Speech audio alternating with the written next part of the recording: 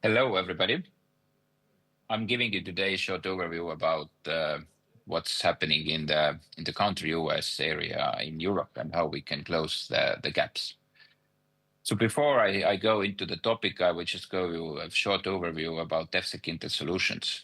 So we started 2018, and the company was actually established to solve the migration problem in Europe. And build new innovative solutions for that, because that time that was the most critical thing in Europe. But meanwhile, we have also added additionally new capabilities. We are grown more than 100 people in Estonia. We have also 30 people in Ukraine. We develop in manufacturing systems. So we do software and hardware, and we provide turnkey capabilities for the end users. So if we talk about surveillance, then we combine it together with the full capabilities. So keys, and they can start using it. And also we are working on R&D base so that we are not just integrating, but we're building new capabilities and innovating. And we have been one of the initiator and leader for the Baltic drone wall initiative and drone techs in Europe. As I said, we started the company as a border guard or border security problem solvers, and that's why we did a service fire. Well, the moment our product was ready to deliver to European clients, then actually Russia attacked Ukraine, and Ukrainians needed that product. So in the beginning, when the war started, they needed to see what's happening behind the fighting line or behind the front line. And we, of course, modified our product for that so that they can be very useful to them. So the war moved on, and then they needed a vehicle-based rapid intelligence and targeting systems, and we built a Cayman system for them next year. So, and what then happened was that the drones came. So the drones came more and more, and they started to change more and more the course of the war and the situation in the front line.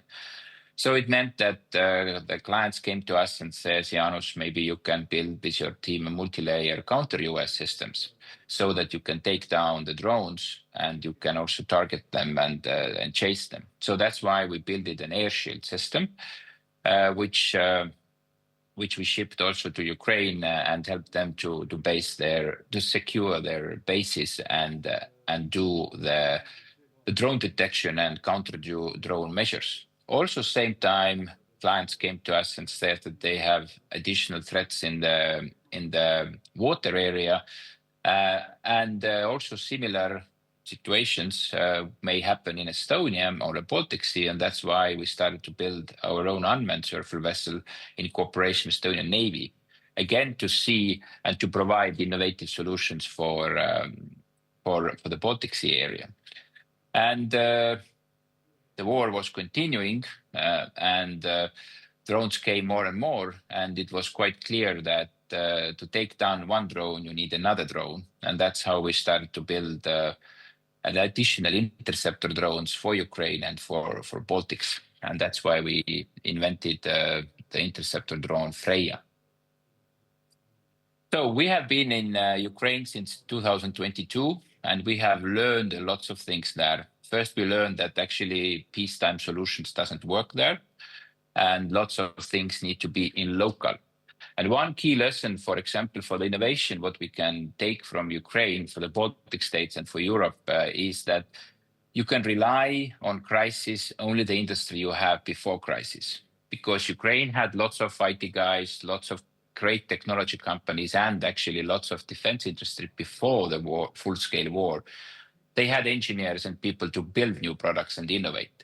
If they wouldn't have it, it would have been much, much more difficult to do. That was also the reason why we went there, to be close to Ukrainians, to be close to the front line and to learn as fast as possible and to adapt and adjust our products.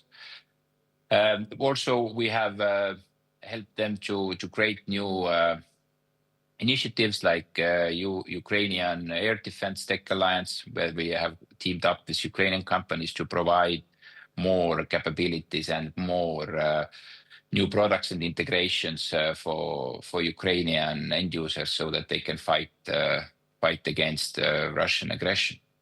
And what we learned from that is that we should build some similar counter-UAS capabilities for Europe. especially for the Baltic states.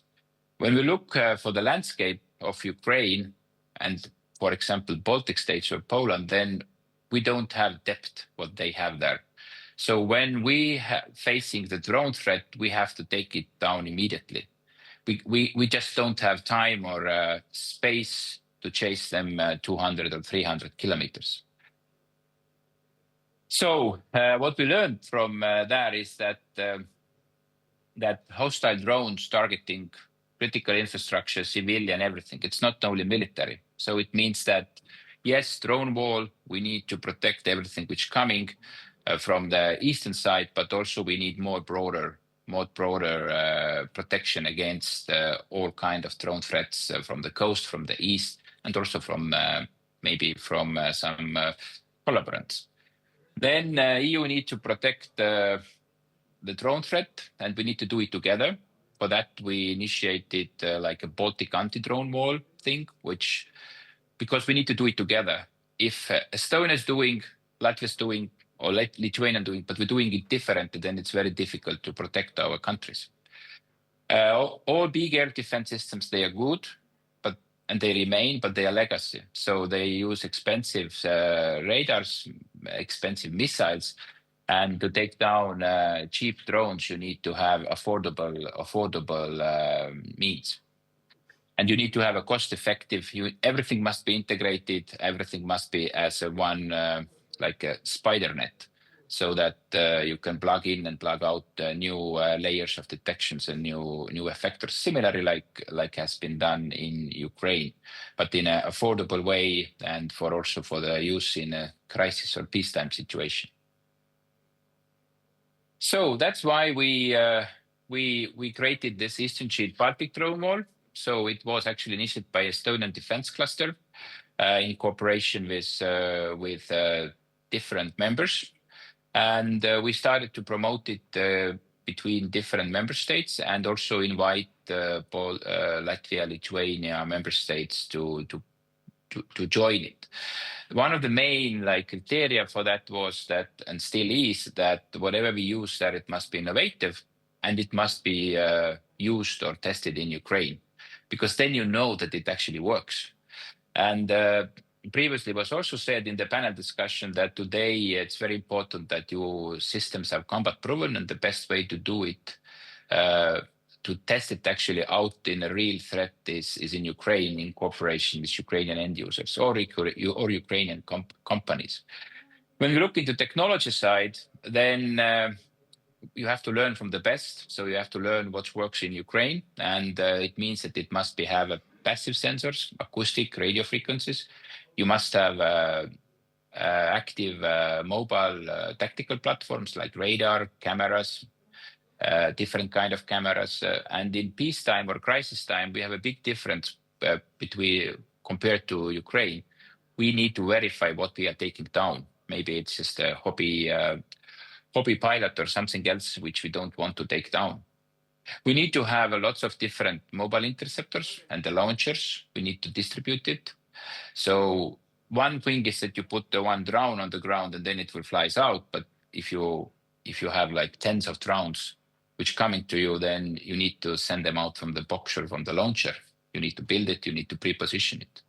And of course, everything must be software defined. Everything must be configurable, because like we have learned in Ukraine, almost every couple of weeks or at least 3 months, you need to upgrade the frequencies, the software, the way how the enemy is working. And for that, you most of the cases actually can do with the software. And all the systems must work together within one big C2 system, and they must be able to share the information between the countries, because if the drones will enter to the Baltic airspace from Lithuania and then doing zigzags to Estonia, then we should be known about that in advance. Yeah, so the anti-drone wall, when we talk about in the Baltic states, it should cover, protect us for all kind of threats, mostly for Shaheds, of course, and that type of drones. But in peacetime, we also have a problem with the smuggling drones or spy drones. And actually in Lithuania, we see even balloons, which actually cost only 400 euro each, but they can cause quite a big problem if you not take them down or if you don't know where they are. So here's just an example of what kind of solutions can be used. So it could be different interceptors. It could be interceptors with a net gun so that you don't shoot the drones down. In some cases, you need to also put the different interceptors, but in some cases, like in Ukraine, you also need to use real kinetic weapons to take down FPV drones or the cable drones. For different situation and different locations, you need to use different kind of effectors. And all these capabilities can be integrated into one big affordable Baltic anti-drone wall. So we have learned from Ukraine.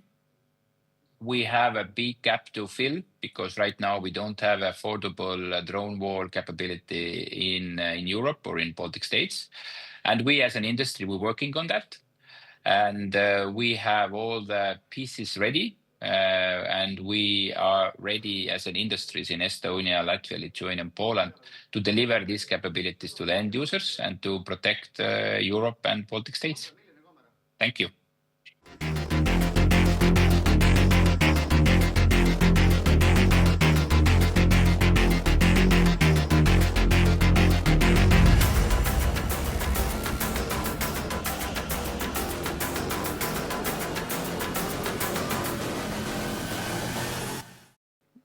Thank you, Jaanus. Thank you.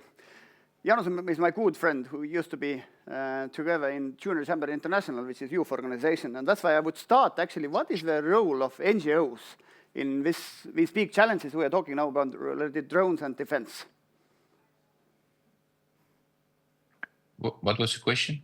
Okay, the question is that we are both from an NGO, Junior Chamber International, and that's why I wanted to start with a question, what is the role of NGOs in this defense environment and specifically the drone issues you were talking? Yeah, if you talk about NGOs as a support mechanism, then it is very important that they will do kind of donor missions. They buy drones or anti-drone systems to the end users, and they can act actually much faster than the governments. You can set up a campaign and you will have the required money or resources or people already by end of the week when governments make this similar kind of programs for months. Okay, we are having this Delta Trends Day today from Tartu University's Delta Center. That's why I would continue with talents and skills. What is the most critical talent shortage in defense tech and drone sector today? And is it more like university graduates and doctorates you need, or it's more like mid-level engineers you demand from colleges? I think we miss like two types of skills. One skill is that we need people who are willing to risk and create new products. And that we actually see more and more in different defense hackathons and accelerations programs. But also we lack actually how to scale programs. Because now when you have like a drone or an interceptor, which you can manufacture 10 per day, but how to scale it to 10,000 per month. And that skills we actually missing a lot in Estonia because we never had very big industry here. So it means that we all have to figure it out ourselves or bring this kind of skills from Europe to help us to scale as a big industry. Do you have any ideas how to scale it up? We know that the neighbor Russia, actually, they are teaching primary school pupils to build and fly drones. What is the European response to this? I think the best way to do it is actually to involve society, citizens, so that we have some good initiatives in Estonia where we plan to train people to fly drones. And I think this would be one of the best things to give to the society. Then, because if we have a crisis situations and we need to fly lots of drones, then we already have people who have the basic knowledge and skills how to do it. Okay, and if you could tell European leaders one thing, which is the most important thing to close the gap, the capability gap, what it would be? I think the main message is that stop thinking and considering, start acting and procuring the goods which are already existing and which are there. Okay. Thank you, Mr. Tamm. Thank you for that speech. And we are now over, and I will hand over to Kadri. Thank you.